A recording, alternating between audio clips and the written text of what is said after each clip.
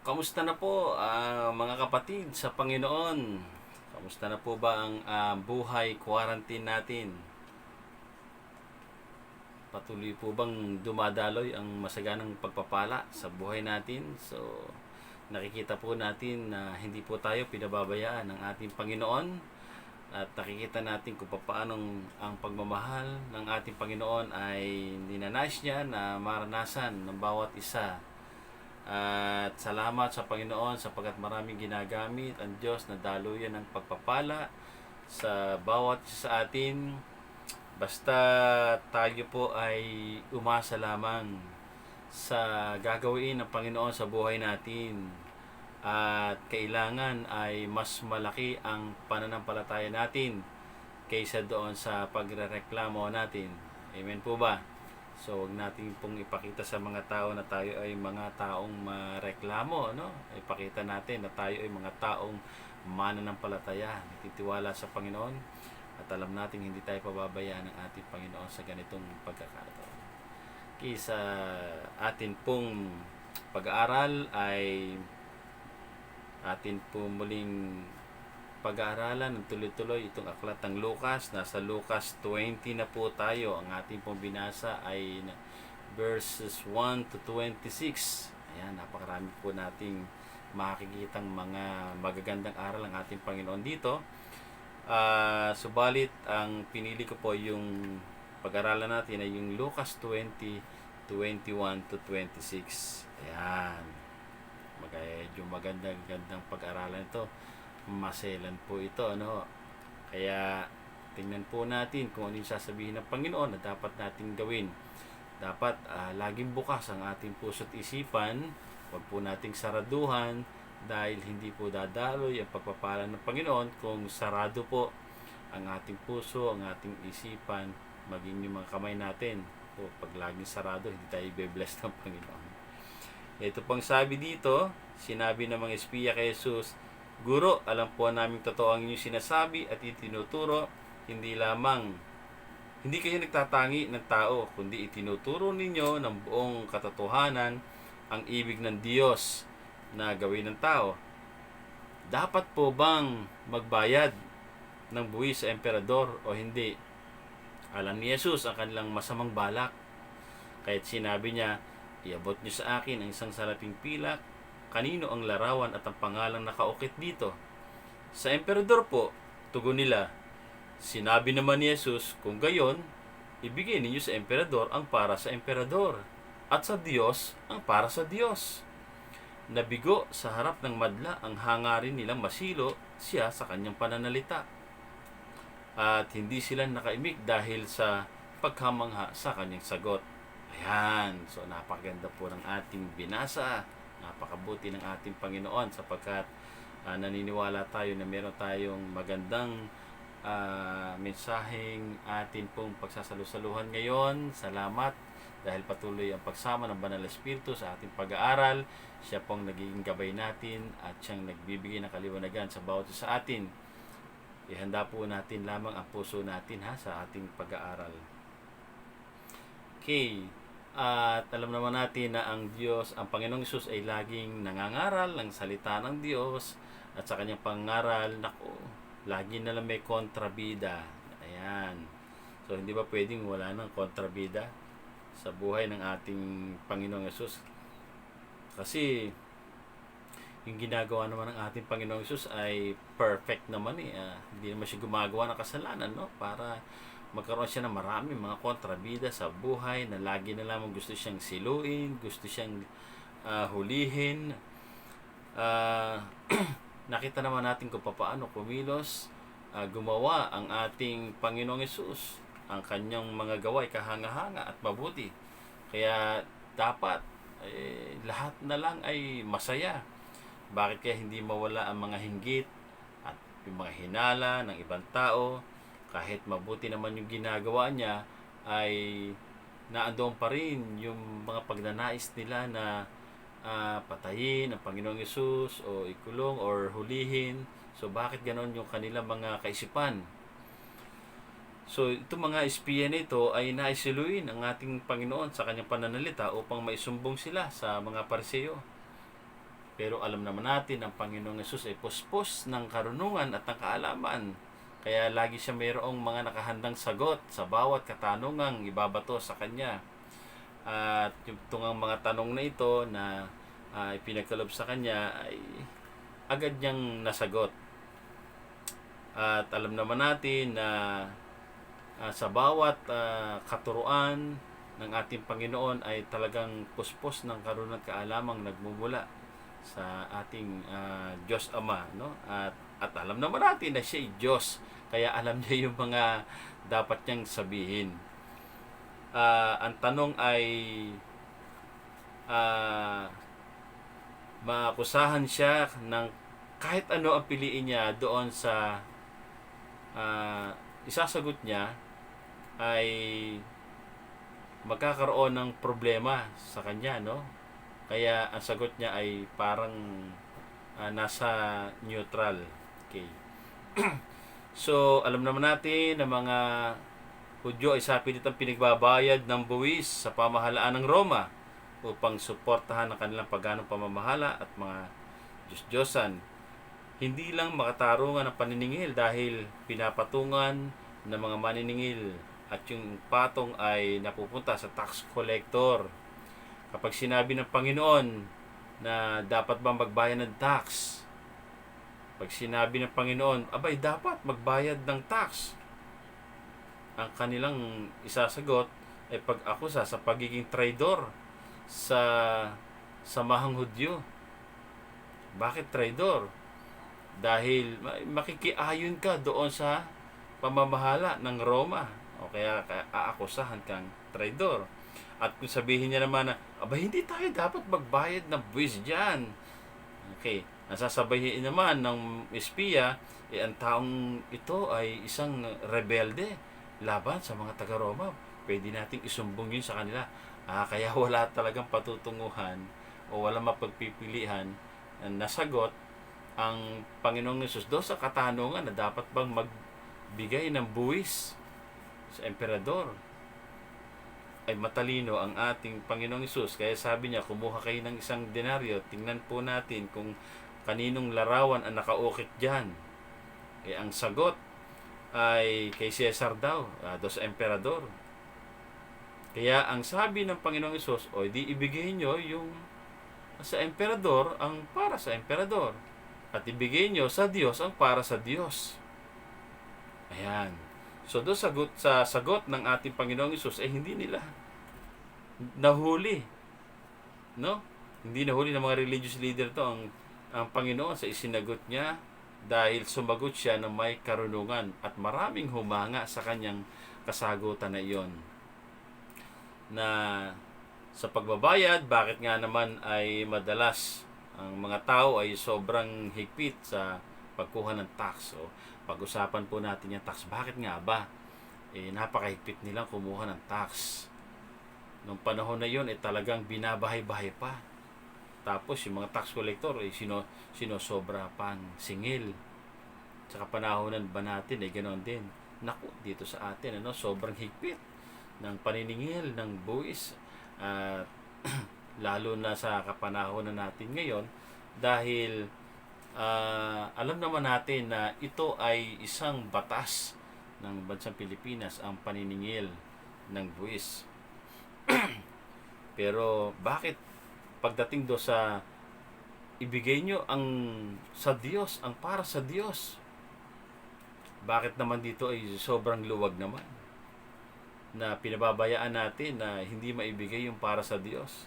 Yung ikapo at mga handog nating ibinibigay sa Panginoon ay ang tao ay pwede niyang ibigay o pwede niyang hindi ibigay, at hindi natin maakusahan, at hindi natin pwedeng ikulong. Samantalang pag hindi ka nagbayad ng buwis, makakukulong ka, makakasuhan ka. Pero pagdating sa tax, kita mo naman wala namang exempted. Pagkasilang pa lang ng sanggol ay nagbabayad na ng tax at mga bayarin sa pamahalaan, bayarin sa ospital, bayarin sa pagbili ng kanyang mga gamit, may mga tax na. Hanggang sa pagrehistro ng birth certificate, ay meron na siyang contribution pa sa gobyerno. So, ang lahat ng binibili natin, ginagastos natin, ay mayroong value added tax. Kung saan ay automatic po yon, kinukuha na ng tax, ultimong candy ay meron tayong contribution sa tax. Pero sabi ng Panginoon ay ibigay mo ang para sa emperador, na kapag hindi mo ibinigay ay maaaring makasuhan o makulong ka ng paglabag sa batas o pagsuway sa hindi pagbabayad. Ayan. So, marami na pong nakulong dyan. Pero bakit kapag sa pagbibigay ng para sa Diyos ay madali para sa atin ang hindi magbigay ng buo ng ating mga ikapu? Samantalang ito ay utos din sa atin ng Diyos. Ang nag-utos nito ay Diyos ng mga Diyos at Panginoon ng mga Panginoon. Iniutos ng Panginoong Diyos na ibigay nyo ang para sa Diyos. At sinabi ng Malakyas na ibigay nyo buong buo ang inyong ikapu. Subukin nyo ang Panginoon. Kundi ko buksan ang durong awan ng langit at ibuhos ang masaganang pagpapala sa inyo. Ito'y utos sa atin. So, bakit mayroong mga sumusunod at mayroong hindi? Kasi iniisip natin na hindi naman tayo makukulong kung hindi tayo magta-tithes, magbibigay ng tithes and offering. Ito po'y sinasabi ko sa mga member ng church na nakakaunawa po dito. Siyang mayroong obligasyon dito at kailangan na committed ka sa pagbibigay ng iyong mga tithes and offering sa Panginoon. Kung hindi mo kayang ibigay ang para sa Diyos, ibig sabihin, hindi mo kayang sumunod sa Kanya. At hindi ka nagmamahal sa Diyos at sa Kanyang gawain dito sa lupa dahil hindi mo ibinibigay yung para sa Kanya dahil ito'y ginagamit natin para sa pagpapalago ng ating iglesia na kung saan ipinakatiwala sa atin ng ating Panginoon. Kung hindi natin maibigay ang mga salapi na ito para sa Panginoon, ay hindi tayo naniniwala na tinanggap mo ang Panginoon bilang Panginoon. Dahil ang alipin ay sumusunod sa Panginoon. At hindi ikaw ang dapat magpasunod sa iyong Panginoon. Tama po ba? Di ba dapat kung siya ay Panginoon mo at inutusan ka, susunod ka sa Kanya? Dahil Panginoon mo siya, dahil boss mo siya, master mo siya, Diyos mo siya. Hindi ikaw ang magsasabi sa Panginoon na ganito ang gusto kong gawin, sumunod ka sa akin. So, hindi dapat ganoon. Okay, so naunawaan po ba? Kaya, ang mga tunay na anak ng Diyos lamang ang may kakayanan na makasunod sa Diyos, lalo na sa pagbibigay ng para sa Panginoon. Dahil ang ikapu ay hindi po natin pag-aari yan. Yan po yung pag-aari ng Diyos. Ang 10% ng mga tinatanggap natin na pagpapala mula sa Panginoon ay ito'y sa Kanya. At yung 90%, yun yung sa atin. So, ibig sabihin, mas malaki sa atin, yung 10% ay para sa Panginoon. Maliit lang yung para sa Panginoon. At sabi ay para may magamit ang mga lingkod ng Diyos, ang mga gastusin sa gawain sa templo ng Diyos. Ayan.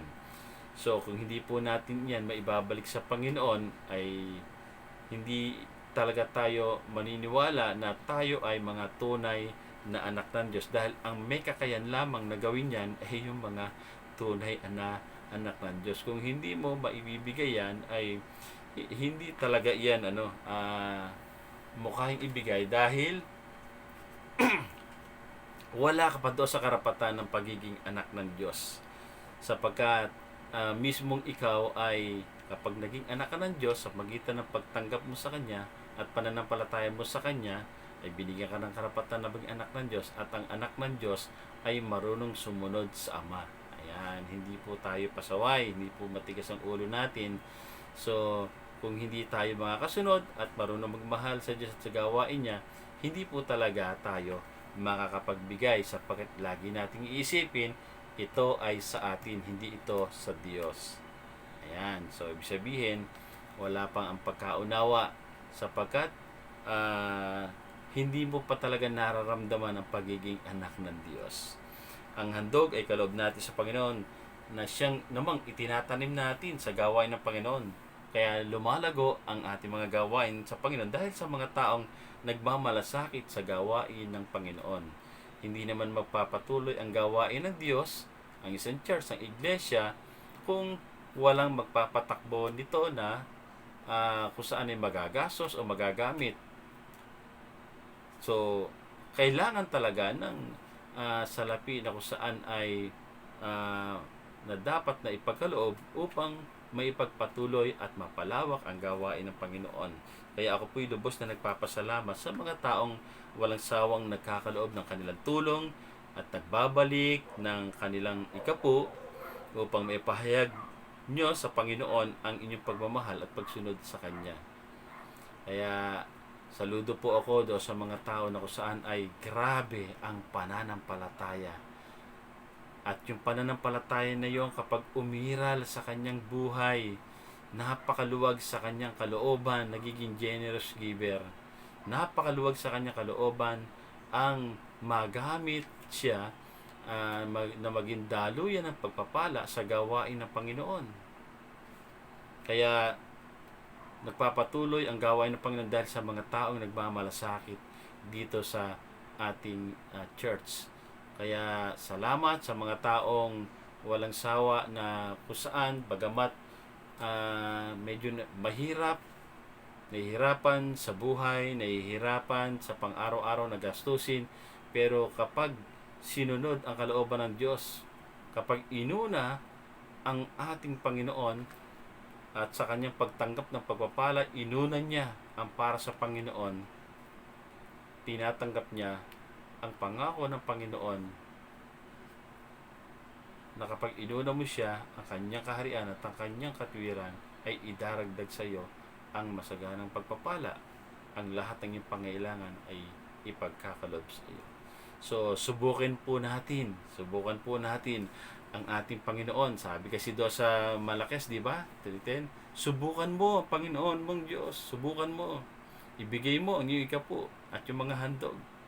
Kung di niya buksan ang durong ngawan ng langit, ibuhos ang masaganang pagpapala sa iyong buhay, sa iyong pamilya, sa iyong trabaho, sa lahat ng aspeto ng iyong buhay, sa business mo, ibubuhos ang masaganang pagpapala sa iyong buhay. At naniniwala ako na kung totoong tayo mga anak ng Diyos at kung totoong tayo tumanggap sa Panginoon bilang Panginoon tagapagligtas, wala pong question, wala pong problema para sa atin ang hindi natin ibigay ang para sa Panginoon. Maraming salamat sa inyong pakikinig. Pagpalain tayo lahat ng ating Panginoon. Tayo po yung manalangin. Ama namin Diyos na makapangyarihan sa lahat, salamat po sa mga taong patuloy na nagbubukas ng kanilang puso at isipan upang tanggapin ang mensahe nito ng pagkakaloob, sapagkat sinabi ng Panginoong Hesus, ibigay mo sa emperador ang para sa emperador. Ang aming mga tax, Panginoon, ay pinagkakatiwala namin sa aming pamahalaan upang magamit upang ang bansang ito ay mapaganda at mapaayos. Gayun din naman ay salamat sa mga taong mayroong pananampalataya at pagtitiwala sa Diyos na ibinibigay, binabalik ang ikapu at nagkakaloob ng mga handog upang sa kanilang pagtatanim na ito ay umani na masaganang pagpapala sa kanilang buhay. Salamat sa mga taong ito at naniniwala ko patuloy silang pagpapalain sapagat sila ay mga tunay na anak ng Diyos, sila mga tunay na tumanggap sa iyo bilang Panginoon, sapagat sila ang mga tao na kung saan mga tunay na tagasunod ng Panginoong Jesucristo, mga tunay na mananampalataya, mga tunay na Kristiyano na handang magmahal at sumunod sa ipinag-uutos ng aming Panginoon. Naniniwala ako, Panginoon, ang aming pagtatanim na ito ay pag-aani sa iyong kaharian diyan sa langit, sapagkat sinabi mo na kami mag-impok ng kayamanan sa langit, at sa bawat pagkakaloob namin ito, ang pag-iimpok sa langit ay patuloy naming naisasagawa. Salamat po, Panginoon, sa mga taong patuloy na sumusubaybay sa pag-aaral ito At naniniwala ako, O Diyos, magkakaroon ng bagong buhay ang bawat isa sapagkat natututo ang bawat isa na sumunod sa iyong kalooban. Pagpalain mo po ang bawat isa, pagpalain mo ang buhay ng bawat isa, ang aming pamilya ay pagpalain at ingatan mo, ang aming bayan ay iyong pagpalain at patuloy na maging matagumpay sa bawat hamon ng aming buhay, ng aming bayan ay makakaraos sa virus na ito.